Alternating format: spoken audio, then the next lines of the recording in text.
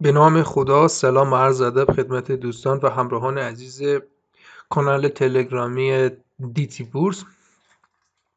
خب دوستان، بریم سراغ ادامه آموزش های خودمون.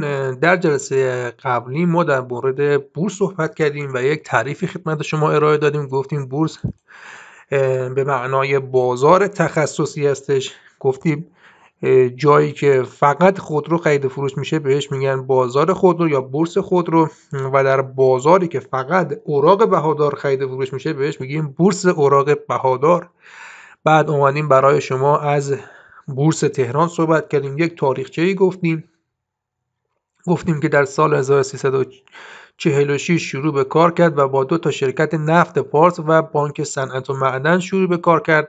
سهامش رو عرضه کردن در بورس برای خرید و فروش. بعد گفتیم که بورس تهران اولین معاملاتش به صورت رسمی ساعت 9 صبح آغاز میشه تا ساعت 12:30 هم معاملات ادامه داره. بعد گفتیم از شنبه تا چهارشنبه به صورت پیوسته بورس کار میکنه و چون بورس تابع قوانین جمهوری اسلامی هستش، طبق تقویم روزهای تعطیل خواهد بود، به جز تعطیلات خود بورس که پنجشنبه ها و جمعه ها همیشه تعطیله.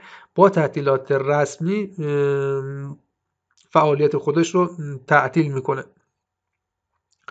خب بریم سراغ درس جلسه امروز خودمون. این جلسه دوم، بازار بورس. دوستان این اسلاید خودتون بخونید تا من به صورت عامیانه براتون توضیح بدم. در بازار بورس که گفتیم محلی است برای داد و ستد کالا و اسناد مالی و تجاری. دوستان در بورس تهران اون قسمتی که فقط کالا درش خرید و فروش میشه بهش میگیم بورس کالا، و در قسمتی که اسناد تجاری و مالی خرید و فروش میشه بهش میگیم بورس اوراق بهادار. پس بورس کالا داریم و بورس اوراق بهادار داریم که ما به بورس کالا کاری نداریم و میخوام دنبال بورس اوراق بهادار هستیم. اینجا یک مفهومی من باید برای شما توضیح بدم. اوراق بهادار چیست؟ بخوایم توضیح بدیم که همه بفهمن. دوستان عزیز، همه اوراق بهادار رو از نزدیک دیدن و لمس کردن. اولین اوراق بهاداری که اکثریت دوستان باهاش سر کار دارن همون پول هستش که به صورت روزانه همه ما باهاش سر کار داریم و به صورت فیزیکی لمسش میکنیم. اوراق بعدی چک هستش و سفته هستش. حالا شاید همه اینا رو لمس نکرده باشن ولی پول رو همه لمس کردن. اما در بورس که پول خرید و فروش نمیشه، اوراق بهادار دیگری خرید و فروش میشه، مثل اوراق سهام شرکت ها، اوراق قرضه، اوراق مشارکت، اجاره، سکوک و چند تا اوراق دیگه که اینها تخصص های خاصی داره که ما نمیتونیم فعلا در این آموزش بهش بپردازیم چون سطوح آموزشیش خیلی بالاه. فقط دوستان ما میخوام در مورد بورس اوراق بهادار صحبت کنیم الان و در مورد خرید فروش اوراق بهاداری به نام سهام شرکت ها. پس موضوع آموزش ما اینه که میخوام در مورد سهام شرکت ها صحبت کنیم. چرا؟ چون بیشترین حجم معاملات در بورس همین خرید فروش برگ سهام شرکت ها هستش. خب دوستان، سهام چیست؟ حالا این طبق تعریف بخونین با هم. نوشته تبدیل سند یک شرکت به قطعه های ریز را سهام گوید. سهام هم جمع سهم است و سهم قطعه‌ای از سرمایه یک شرکت است.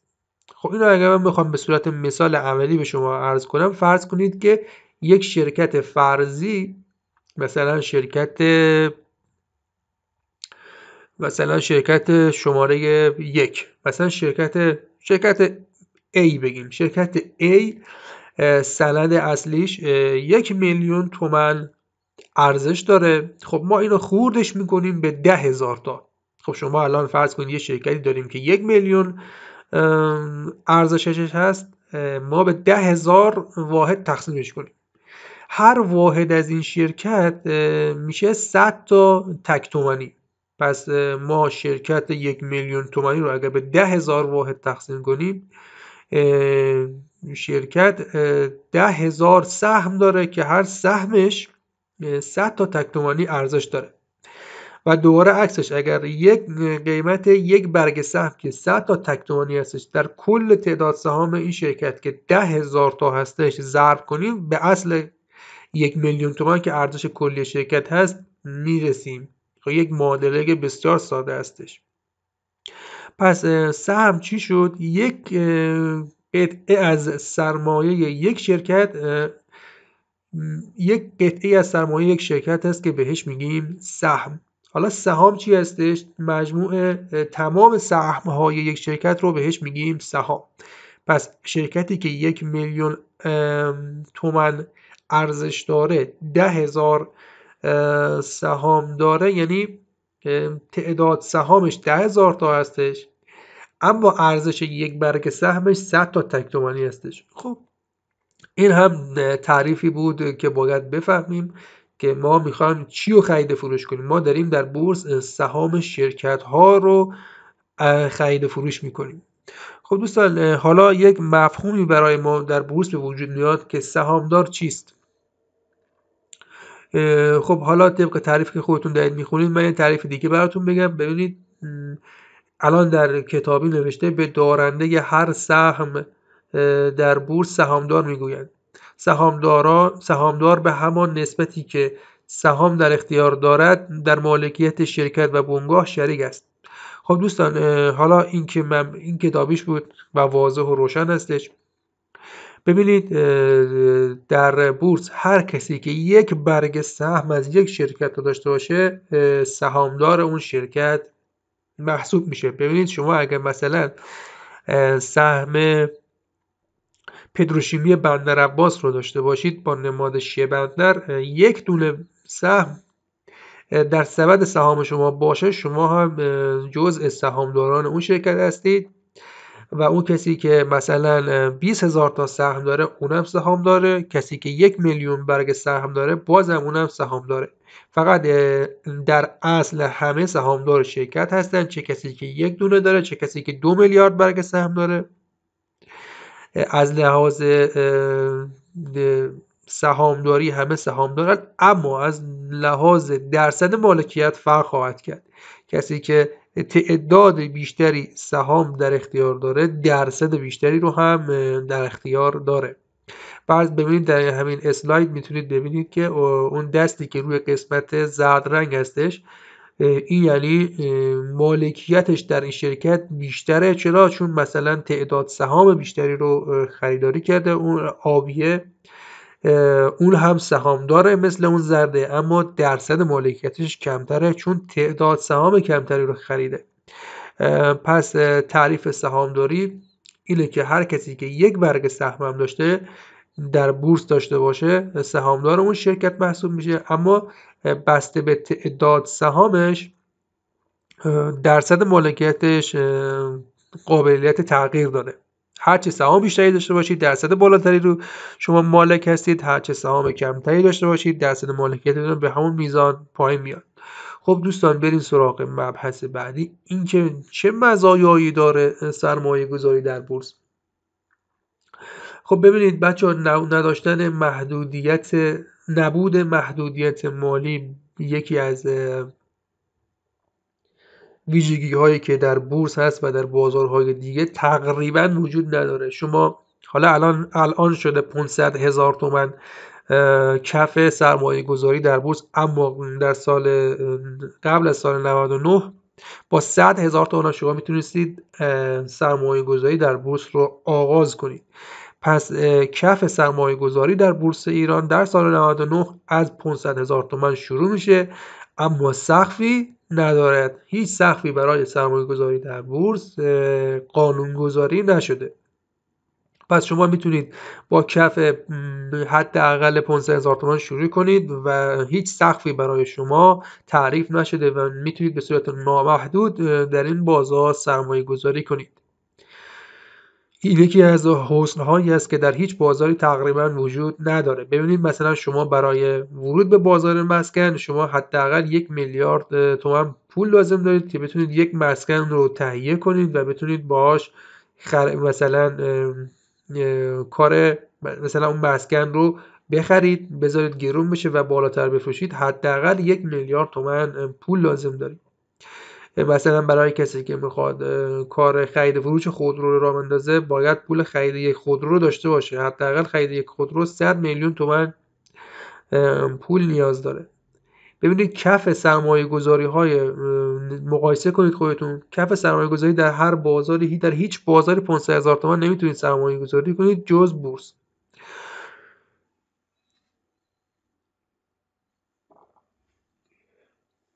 خب این مطلب خیلی واضح و روشن هستش. بریم سراغ مطلب بعدی خودمون.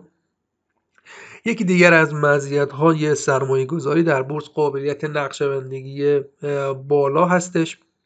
دوستان این برگ برنده و نقطه قوت سرمایه‌گذاری در بورس همینه که در هیچ بازاری تقریبا وجود نداره. ببینید شما در کسری از ثانیه میتونید سهام خودتون رو بفروشید و به پول نقد تبدیل کنید. سهام سرمایه شما خواهد بود.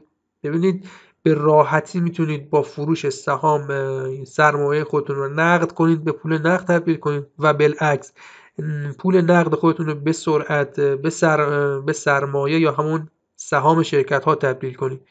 این یک سیکل بسیار سریع هستش که میتونید سرمایه رو نقد کنید و نقدینگی خودتون رو به سرمایه تبدیل کنید که در هیچ بازاری تقریبا وجود نداره.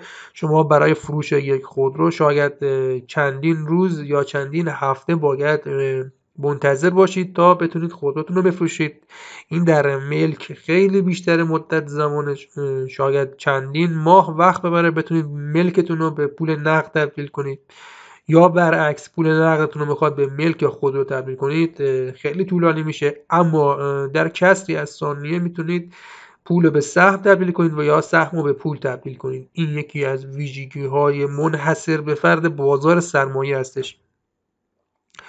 خب بریم سراغ اسلاید بعدی. سوددهی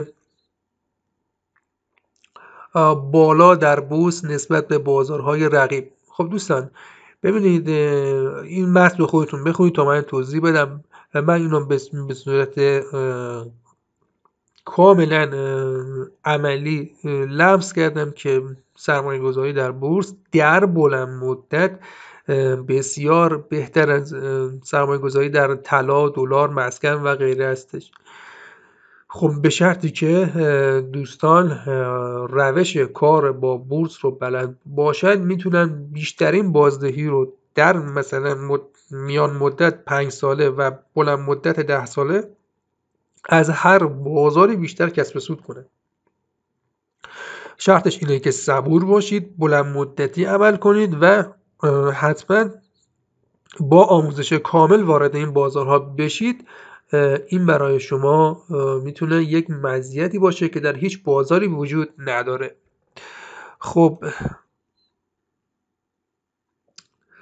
ببینیم چقدر زمان داریم.